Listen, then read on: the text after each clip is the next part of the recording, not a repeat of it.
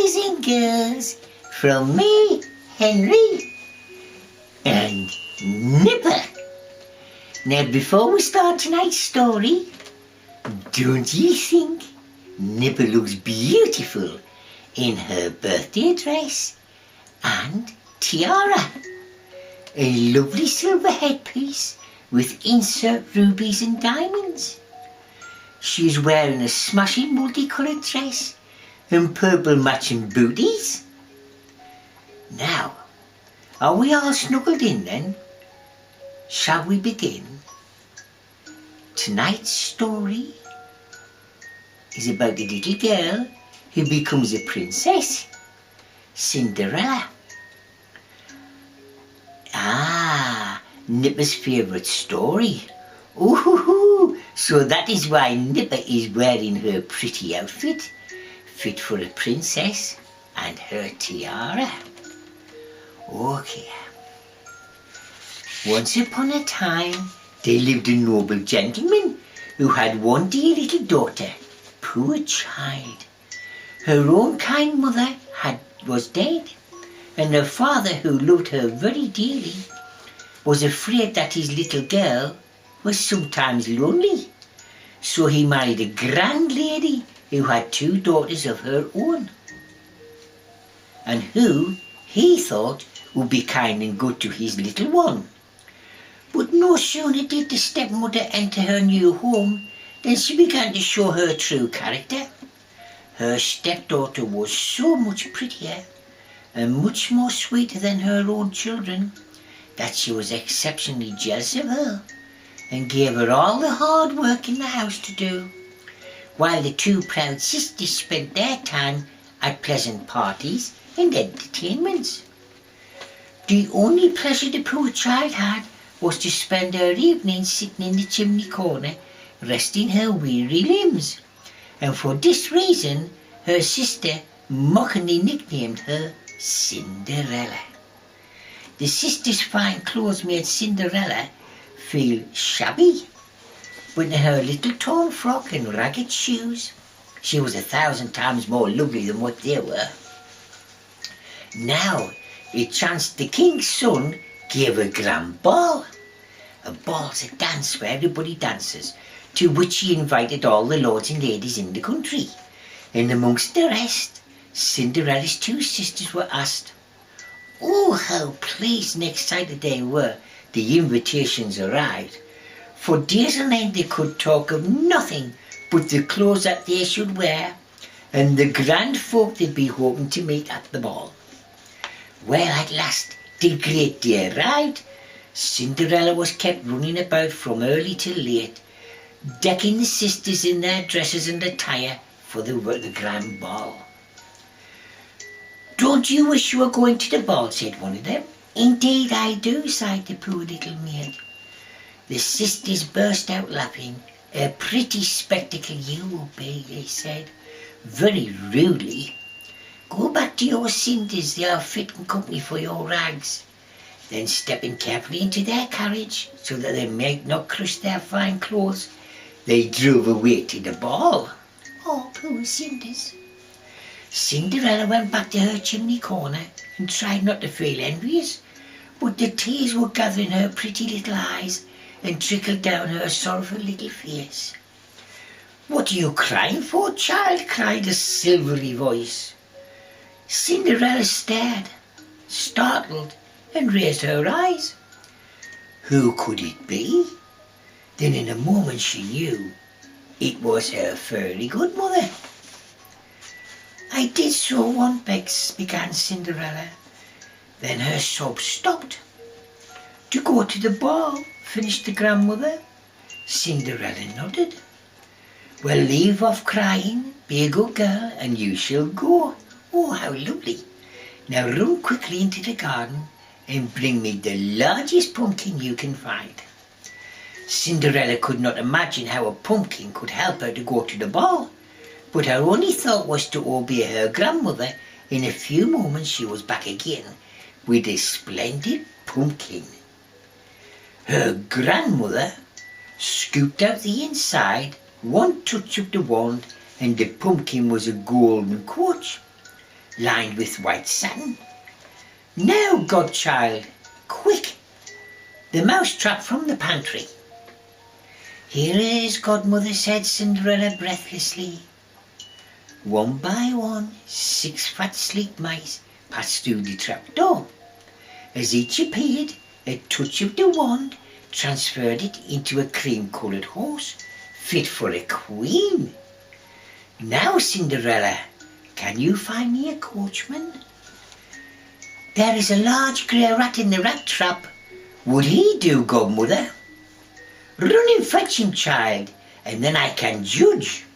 So Cinderella ran as fast as the rat, and her godmother said he was just made for a coachman, and I think he would have agreed with her had you seen him a moment later, with his powdered wig and silk stockings on. He looked absolutely stupendous. 6 lizards from behind the pumpkin frame became 6 footmen in splendid liveries, and you would have thought that all the footmen, all their lives been footmen. Cinderella was so excited she could scarcely speak. "Oh, godmother," she cried, "it's all so lovely." Then suddenly she thought of her shabby frock.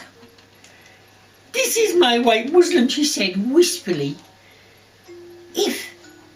Do you think?" But Cinderella could realise what was happening. Her godmother's wand trapped and tapped her lightly on the shoulder, and in a place the shabby frock there was a gleaming satin silver and pearl robe. All who could describe a robe made of the fairies. It was white with snow, and as dazzling around the hem hung a fringe of diamonds, sparkling like dewdrops in the sunshine. The lace about the throat and the arms only had to be spun by fairy spiders. Surely it was a dream. Cinderella put her dainty glove in her hand in her throat and softly touched the pearls that encircled her neck. "Come, child," said the godmother, "or you will be late for the ball." As Cinderella moved, the firelight shone upon her dainty shoes. "Oh, they are diamonds," she said. "No," answered godmother, smiling. "They are better than that. They are made of glass by the fairies. And now, child, go and enjoy yourself to your heart's content. Only remember, if you stay at the place one instant after midnight, your coach and servants will vanish, and you will be a little grey Cinderella once more."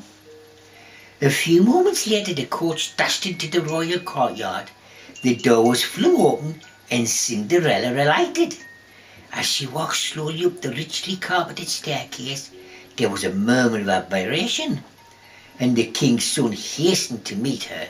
"Never," he said to himself, "have I seen anyone so lovely." He led her into the ballroom where the king, who was much taken with her sweet face and pretty modest manners, whispered to the queen that she must be a foreign princess. The evening passed away in a dream of delight, Cinderella dancing with no one but the handsome young prince, and being waited on by his own hands as well. At supper time, the 2 sisters could not recognise their ragged little sister in the beautiful and graceful lady who she was. The prince paid so much attention and felt quite pleased and flattered when she addressed a few words towards them. Presently a clock chimed the 11:15, and remembering her godmother's warning, Cinderella at once took leave of the princess, and jumping into her coach was driven rapidly home. Here she found her godmother waiting to hear all about the ball. "Oh, it was lovely," said Cinderella, "and oh, godmother, there's to be another one tomorrow night, and I should so much like to go to it as well." "Then you shall," replied the kind fairy, and kissed her godchild tenderly. She vanished.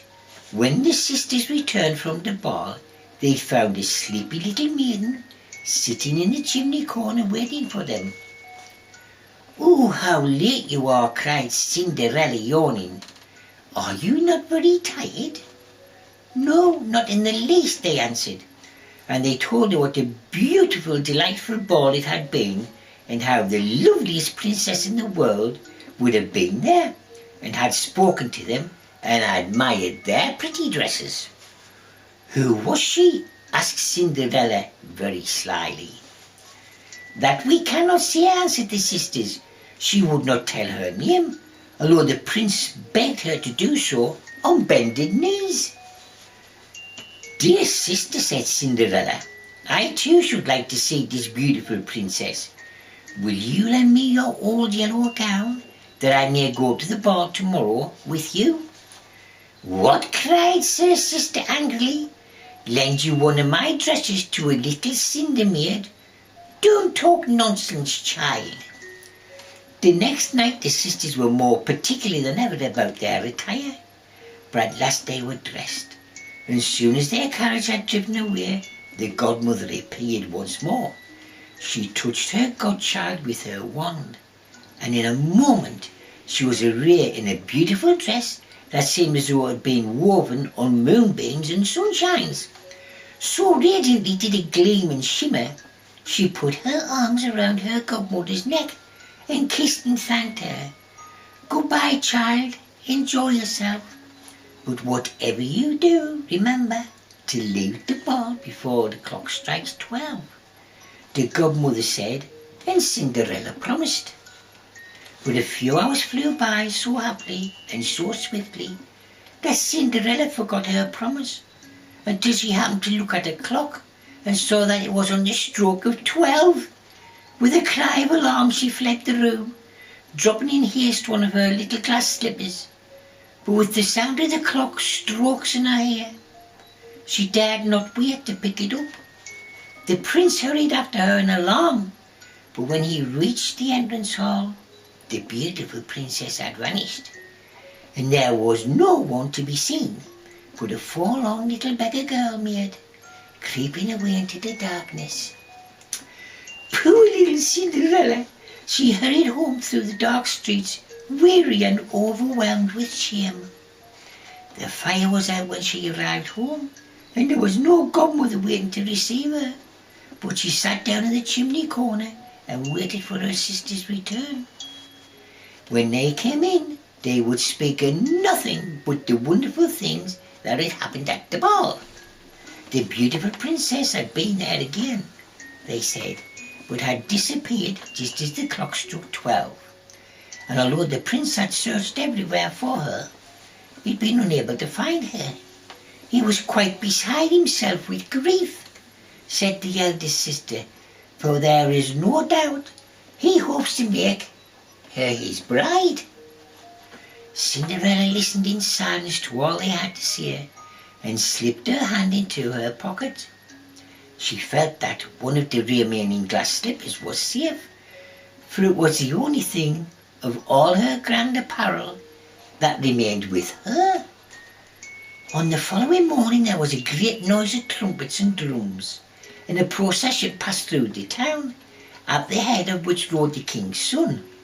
Behind him came a herald bearing a velvet cushion upon which rested a little glass slipper. The herald blew a blast upon the trumpet and then read a proclamation saying that the king's son would wed any lady in the land who could fit the slipper upon her foot, if she could produce the other slipper to match it. Of course the sisters tried to squeeze their feet into the slipper, but it was of no use. They were far too large. Then Cinderella shyly begged that she might try. How the sisters laughed and scorned when the princess knelt to fit the slipper on Cinder's maid's foot. But what was their surprise when it slipped on with great ease, and the next moment Cinderella produced the other one from her pocket. One more she stood in the slippers, and once more the sisters saw before them a lovely princess, who was to be the princess bride, for at the touch of a magic shoe the little grey frock disappeared forever, and in its place she wore a beautiful robe the fairy godmother had given to her. The sisters hung their heads with sorrow and vexation, but kindly little Cinderella put her arms around their necks, kissed them and forgave them for all their unkindness, so that they could not help but love her. The prince could not bear to part his little loved one again, so he carried her back to the palace in his grand coach, and they were married that very day. Cinderella's stepsisters were present at the feast, but in the place of honour sat the fairy godmother. So the poor little Cinderella maid made the prince, and in time they became king and queen and lived happily ever after. Now wasn't that a lovely story, children? So nighty night, children, nighty night, nighty night.